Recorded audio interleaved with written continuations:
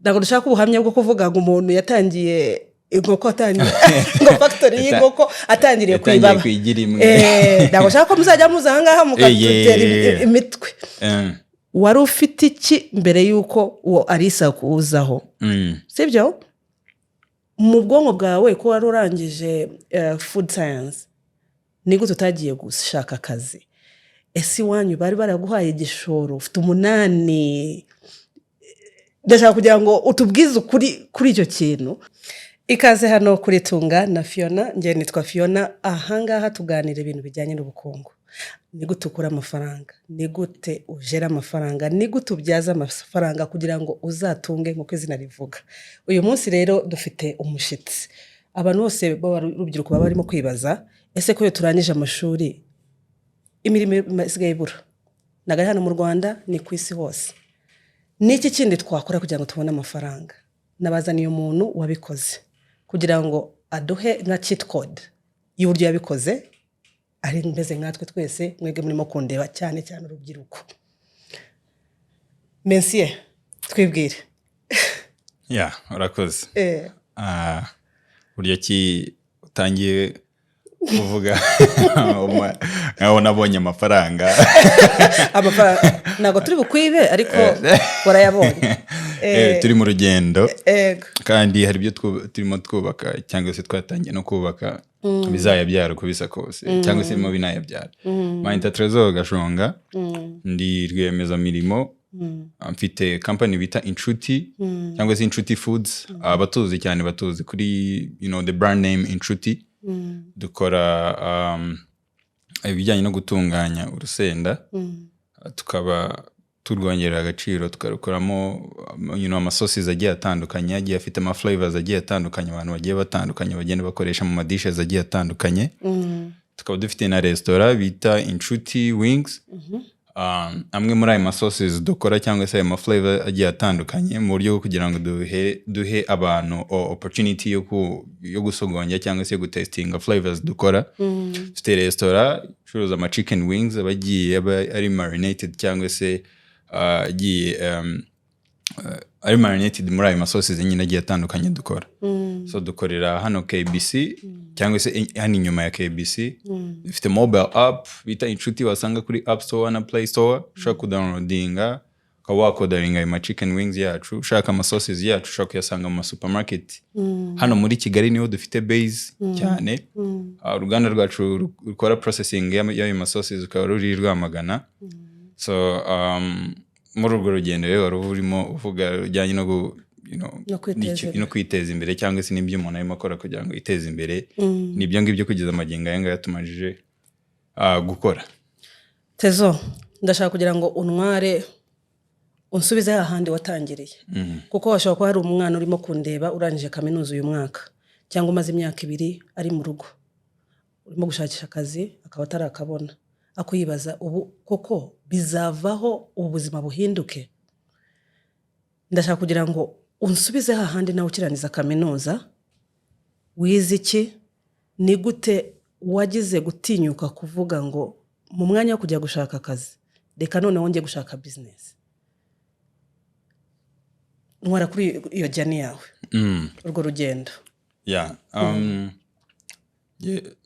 Nize agriculture engineering with specialization ya food processing and technology. Usanzwe navukiye Rwamagana, ni naho nakuriye. Abanyarwamagana tubasuhuje. I'm so proud yuko navukiye hariya kabiri naho nkurira. Gukurira hariya ko bisa kose uburyo ki handshapinze gukora mbona ubuhinzi cyangwa se mbona n'abahinzi hirya no hino bakora ibikorwa bitandukanye by'ubuhinzi. Nyiga hari nabaga natashye mvuye ku ishuri, hari ibikorwa bigiye bitandukanye nabaga ndimo fasha abahinzi bijyanye specifically no kubahuza n'amasoko. So nakoranaga n'abahinzi bagiye batandukanye voluntarily. So ubwo mbyuka mu 2022 nahuye n'umumama bitaga Alice. Yego. Yarahinze urusenda of course yatekerezaga yuko nzamufasha kubona isoko kuko bari basanzwe bamenyereye yuko mbafasha nk'abahuza n'abantu babagurira. So ubwo mu gihe twahuye duhura ari desperate cyane ashaka umuntu umugurira kubera ko yari yahinze urusenda rujya kugera kuri tone zirenga 10 akeneye umuguzi. Sinabasha kumubonera kubera yuko hari buriya mu bintu bijyanye n'ubuhinzi hari ama seasons agiye atandukanye. Hari igihe haba hari ibihingo biri ku mwero wabyo ugasanga birimo bigura ku mafaranga make, ikindi gihe ugasanga byabuze birimo bigura amafaranga menshi. Ngewe noneho icyo gihe yari ku mwero wabyo kandi abahinzi akenshi na kenshi nahuzaga abaguzi nahuzaga nabo abahinzi akenshi na kenshi babaga be-exportinga. Usanga icyo gihe nyine bafite ntago barimo be-exportinga ibintu byinshi kandi hari urusenda rwinshi.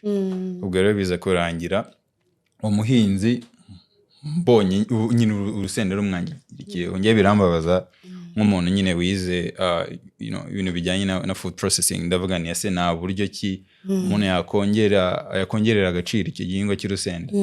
So actually igitekerezo ni nkaho cyavuye ntago nakubeshya ibindi. Igitekerezo kiza gutyo ari ukuvuga tuti ni gute turi buze kongerera agaciro none urusenda ni rwangirike basi tukaba twarugurisha mu bihe biri imbere hari wenda habonetse abaguzi. Dutangira turwumisha biza kurangira tutabonye abaguzi nanone icyo gihe, ariko usibye yuko urwinshi nka 60% rwari rwamaje no kwangirika. Ubwo rero ngiye ibyo ngibyo muri urwo rugendo nibwo natangiye kwibaza ese ni gute umuntu yakongerera agaciro kino gihingwa none se ko ubusanzwe tanze numva yuko urusenda rwo mu Rwanda rukunze ku rwego mpuzamahanga ni gute hakiriho bino bibazo. Ubwo rero hari abahinzi benshi bahuraga n'ibyo bibazo buri gihe na n'ubu ngubu baracyariho, ariko dufatanyije hamwe n'abandi bantu bari muri agri-food systems uko bisa kose hari umusanzu nyine tuba turimo tugenda dutangaho. Ubwo rero brand inshuti yavukiye aho ngaho, bitangira dukora ama experiment ndi mu rugo nkajya nkora ama recipes agiye atandukanye. Ndikumva twaranahuye muri icyo gihe nkajya nkora ama researches mvugisha abashefu abantu bakunda ibyo kurya bakama their ideas. Noneho dukora product ya mbere mu mwaka wa 2022 mu kwezi kwa 12 tuyishyira ku isoko. Abantu batangiye kugenda bazitryinga bakazikunda bakaduha feedback y'ibintu bigiye bitandukanye twakimprovingaho, ariko nizimbye mu magambo cyane. Guhera icyo gihe mu 2022 kugeza magingo yangaya nekereza yuko twagerageje kubaka brand, tuzana na product abantu bari bakeneye kandi bakunze cyane ku bwinshi. Kandi tubona n'ama testimonies y'abantu bagiye batandukanye ku mbuga nkoranyambaga baduhamagara reaching out hirya no hino hanze aho tujyana product zacu bavuga yuko product zacu ari nziza. So ubwo rero urugendo ntago ari urugendo ruri straightforward. Sinzi niba yenda ndimo kubariza umuntu ushobora kuba arimo kutureba. Hari uburyo urimo kubinyuramo bikumvikana ko ari ibintu byoroshye, sibyo? Ubundi uwo mugore Alice yakubwiwe n'iki ko ibyo bintu bikora? Wari ufite ubuhe bushobozi nk'umunyeshuri uvuye ku ishuri? Hari umuntu wari wagushoyemo amafaranga? Ibyo bintu by'ubumenyi byo kuvuga ngo ubundi abo bahinzi wabakuye hehe? Ndashaka kugira ngo ino ni episode ya mbere, ndashaka kugira ngo dusetting mood yo kuvuga ngo ahangaha niho tugenda deep. Ndago dushaka ubuhamya bwo kuvuga ngo umuntu yatangiye inkoko ngo factory y'inkoko atangiriye kwibaba. Ndago shaka ko muzajya muzangaha mukatutera imitwe. Wari ufite iki mbere yuko uwo Alisa kuzaho? Sibyo? Mu bwonko bwawe ko wari urangije food science ni gute utagiye gushaka akazi? Ese wanyu bari baraguhaye igishoro ufite 8? Ndashaka kugira ngo utubwize kuri icyo kintu kugira ngo yenda n'umuntu urimo kukureba atumviye inkuru gusa akavuga ngo ya muntu we byaramuciriyemo. Ni gute wisanze muri ikibazo numvishije uburyo wa connectinze nacyo, ako wari ufite ubuhe bushobozi kugira ngo iki kintu gitangire? Amafaranga yari ahari. What gave you the advantage? So urebye mu gutangira ikintu nari mfite skills n'ubushake nibyo niko nabyita kuko ntabwo nari mfite amafaranga mu by'ukuri ndibuka yuko nanatangiye nzi ibintu bijyanye na graphic designing na digital marketing that's my hobby ibiri mu bintu nyine nakuze nkunda nari n'uturaka dutandukanye najyaga nkora nyiga muri kaminuza tujyanye na graphic designing twayatumira za amafaranga make so mu gutangira natangiye mbere na mbere hari ibikorwa najyaga nkora bijyanye n'ibyo bya graphic designing nkajya mbona amafaranga in fact n'uburyo kingi na connectingaga abahinzi n'abaguzi byabo nabaga nkoresheje digital platforms. Abo bahinzi bakuraga he bakubwirwaga n'iki? Abahinzi ninjye wajyaga kubashaka. Ninjye wajyaga kubashaka i Rwamagana, Kayonza, Gatsibo, umuntu agenda yirirwa azenguruka noneho kugenda umenya umwe undi akaguha undi ukagenda ugashiduka ufite network y'abahinzi benshi mugiye mukorana. Ariko ubwo ko bisa kose ikiza cya business nuko n'urubuga ni ikibuga gifunguye. Iyo ikigiyemo ugenda uhura n'abantu bagiye batandukanye kandi abantu ibintu urimo ukora hari abantu benshi bagiye babikeneye bishaka kuvuga ko bisa kose muzahura. So ubwo rero mu gutangira nangira hari igihe hari abantu bajyaga ari abahinzi rimwe na rimwe najyaga ngurira nkagenda nkabagurira ubwanjye nkagenda nkafata ibyo nabaguriye nkagenda nkabigurisha ko nkabonaho commission yanjye especially cyane ku mavoka. Noneho icyo gihe nibuka ko nari mfite hafi njya gutangira icyo gihe nari mfite hafi nk'amafaranga nk'ibihumbi nka 400 niba nibuka neza, ariko ayo mafaranga nakubiki ntabwo yari ahagije kandi nari ndimo nyakoresha n'ubuzima busanzwe kuko nari noye hano i Kigali. Ndibuka ko umunsi umuhinzi nabonye arimo umusaruro urimo mwangirikiraho nafashe urusenda rwe ndarugura abarirwo nkoresha muri experiment. In fact amafaranga nakoreshaga yabaga ari ayo mfite, ariko rimwe nayo ndibuka yuko icyo gihe na blender nari mfite kuko nyine byara ama idea y'imagenda za uwo mwanya kumenya icyo gukora. Ndibuka mu anti wanjye nawe wanguriye urusenda rwa mbere nagiye gusura namutira blender mutira blender arangije arayiniza nkajya nkora ayo experiment nkanayakorera iwe. Noneho rimwe nza kugura bijya kugira igengora blender yanjye, ariko nyuma yaho gatoya hari grant na applyinze muri ESP. Shout out to ESP. No kuri batubereye abantu beza. Ari naho nahuriye nawe. Niho twahuriye. Muri iriya grant ndabyibuka yari $1,400,000. Aya mafaranga yose uko yakabaye narayafashe bitamvuga ni noneho ewa ngiye kubaka mu ruganda. Umvaga $1,500,000 ugiye kuba umukire cyane kubera ko ndibuka icyo gihe mu mafaranga make nabaga mfite icyo gihe narayafataga nkagenda ngura urusenda nkajya kugura ibirungo Nyabugogo narangiza nkafata mbere nakundaga kugenda nkolecting amacupa y'ibirahuri ku muhanda kugira ngo nyine ndebe ubundi product yazimeze gute mu buryo bumwe cyangwa se ubundi bigera igihe mbivaho. Ariko icyo gihe byabaga biri home based basically. Noneho ndagenda nanjye kugira ngura amacupa nyine asa neza nikorera branding nkajya mu mujyi bakamprinting. Uri kumva mu by'ukuri haje kubaho iyo support, ariko iyo support yabaye backed up by the skill that I had at the time. Sibyo ubwo bishaka kuvuga yuko nyine ko bisa kose ngiye mu gutangira nagize amahirwe mbona ayo mafaranga, ariko nyuma aho gatoya no kuba umuntu afite ubwo bumenyi ugenda unapushinga abakiriya bakakugurira. Ndibuka mu gutangira najyaga mfata izo product nkagenda mu events yose muri Kigali ngenda. Ndibuka twigeze kujyana muri expo. Yego ngende kugurisha ibitabo nagize n'isoni zo kuva kuri stand. Umva umuntu yanyura ukagenda ukamusuhuza akakubwira ngo oya ukamwe oya 1 second ukakamwereka yagatwara hari igihe wabahweraga ubuntu. Yego urabyibuka cyane. Uri kumva uko bisa kose ngiye mu gutangira nicyo kintu natangiranye mvuga niko bisa kose harimo difficulties nyinshi cyane, harimo challenges nyinshi cyane, ariko uko biza kose icyo umuntu ashoboye gukora agikoresheje ubwenge, intoki, skills, umuntu azagerageza kugikora, kuko ari abantu benshi cyane njye nakubeshye bakunze inshuti kubera yuko babona umurava, n'abajene bakiri batoya bafite umurava, barimo bakora ibintu byiza, akagura product kubera iyo mpamvu, noneho yayikunda bikaba n'akarusho, kuko icyo gihe ama free samples, uri kumva nyine yizanye ikintu gishya ku isoko, ugomba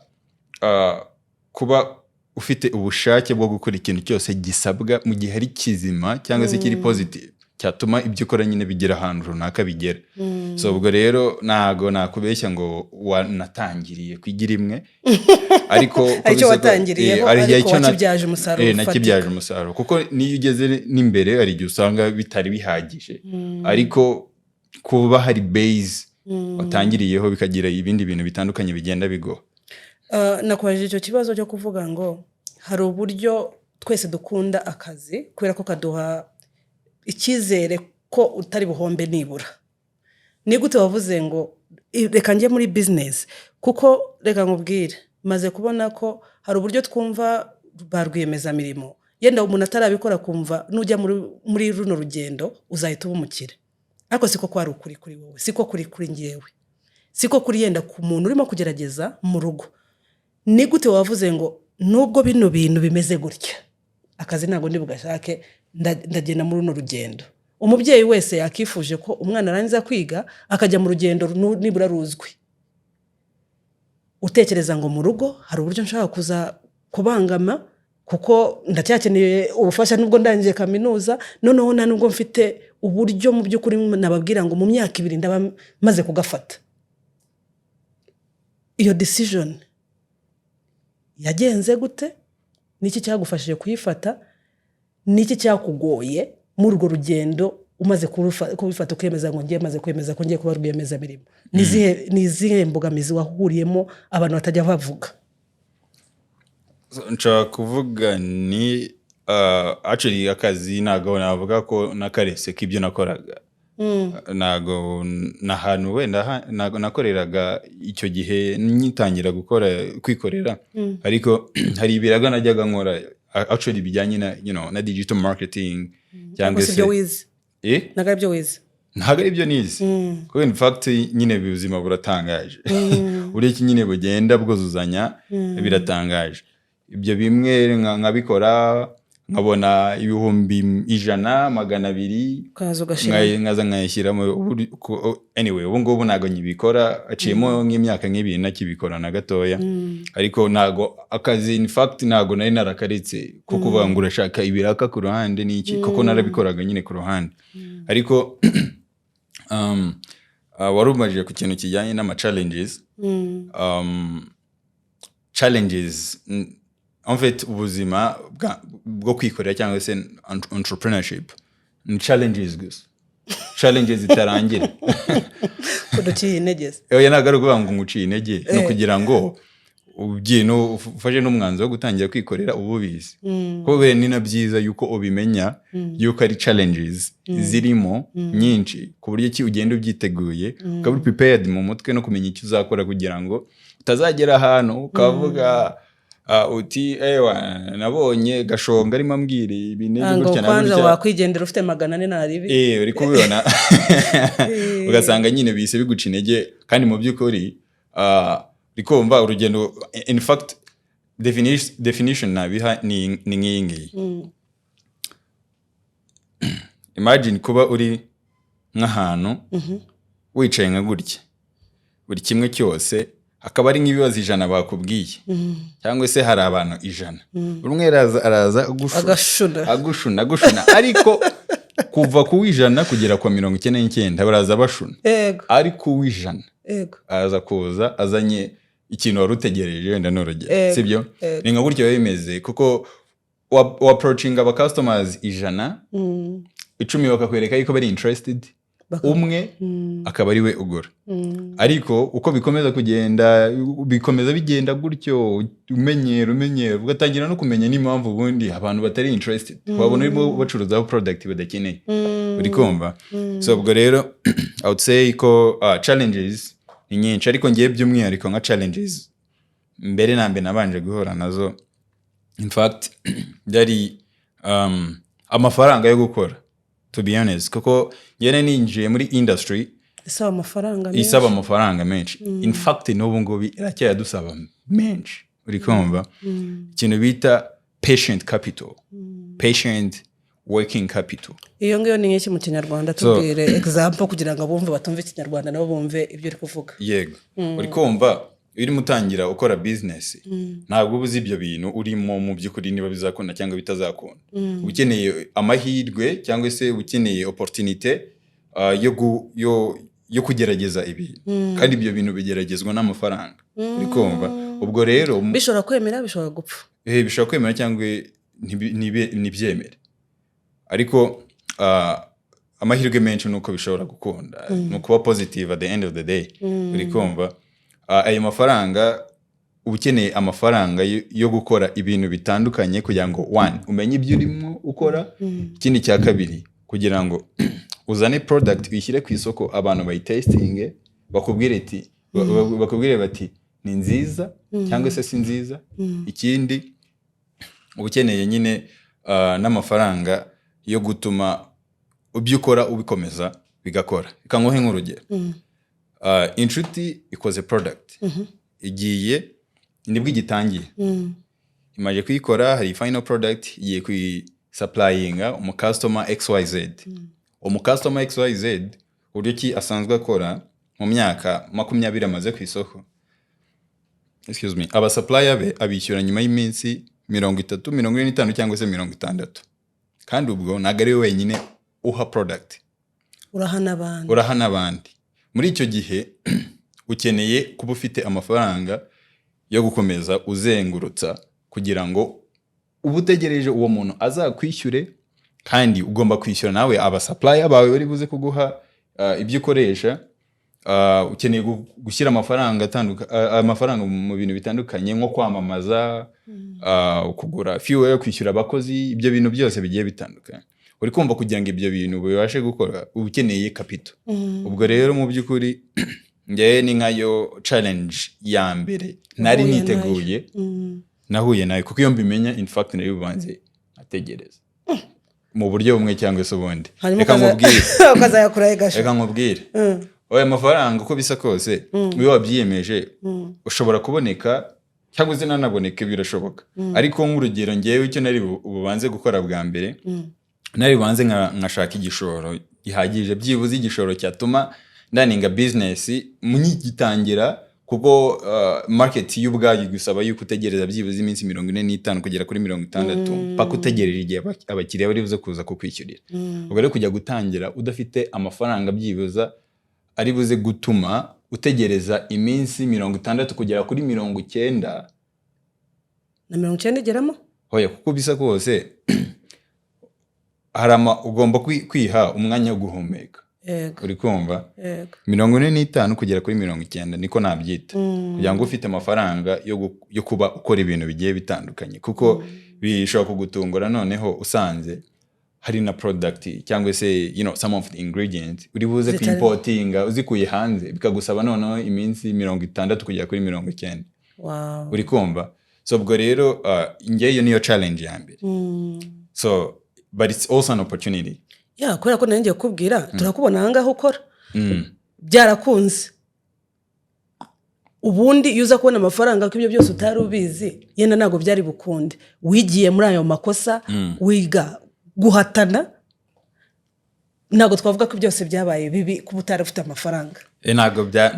Ntago umuntu yabyita yuko byari bibi, kuko nyine nkuko nabikubwiraga ukeneye patient capital cyangwa se capital nyine guha umwanya wo guhumeka ugakora ibintu ukora, ukagerageza gukora ibyo ushaka. Ubwo challenge ya kabiri nabyita yuko yari ikintu kijyanye no kugeza product mu ma supermarket akariko mbyita ntago nabyita yuko ari ikomeye cyane ariko ntago biba byoroshye kuyigezaho nk'urugero nko mu mwaka wa mbere dushobora kuba twarakomanze nko mu ma stores cyangwa se mu maduka ashobora kuba arenga hafi nka 500. 500? Yego. Wow. Umwaka wa mbere agiye kurangira tumaje kuzigeza nko mu supermarché yonyine nka 50. 50 gusa? Yego. Ariko uri kumva nicyo byari bikeneye nyine ukomanga ahantu henshi akagira bagufungurira bakabaha ama product bagayatestinga mu buryo bumwe cyangwa se ubundi bakaba bakwemera cyangwa bakanakubwira impamvu batayemeye. Ubwo rero icyo yabanje kuba imbogamizi ku buryo ki usanga hari ibintu rimwe na rimwe akoraga ugasanga nago birimo bihura neza. Ikubona ubundi muri FCMG cyangwa se fast consumable moving goods cyangwa se nyine business aho ukomeza ucuruza ama product yihuta abantu bagura bakongera bakagaruka. Ubundi biba byiza ko niba ugiye kwamamaza ugashyira mu bintu bijyana no kwamamaza let's say miliyoni imwe product umuntu niba ugiye kuri radio abantu bose muri Kigali baraza kumva ibyo ukora. Iyo bagiye muri supermarket niba kibone icyo bishaka kuvuga nuko watsinze already. Uri kumva mu buryo mwe value y'amafaranga washyizemo haruko agenda ibitari balance cyangwa se sinzi ndi ukuntu nabisobanura ariko muri ubwo buryo haruko value y'amafaranga igenda itagaciro ukuntu rimwe na rimwe. Ubwo rero bishaka kuvuga ngo kubanza kuzigeza mu ma supermarket agiye atandukanye hirya no hino haruko byari challenge. Ya gatatu nabyita yuko kuba umuntu atari afite experience muri industry nabyo ni ikindi kintu yawe gisa nkaho cyabanje kunkomerera ariko nanone ngiye ntabwo mbyita ibibazo such ni opportunities rimwe na rimwe. So ubwo icyo gihe rero kuba umuntu adafite ntabwo nigeze nkora muri corporation runaka as a CEO. Me as a young person hajya ufite imyaka ingahe icyo gihe? Cyo gihe mfite imyaka 22. Wow.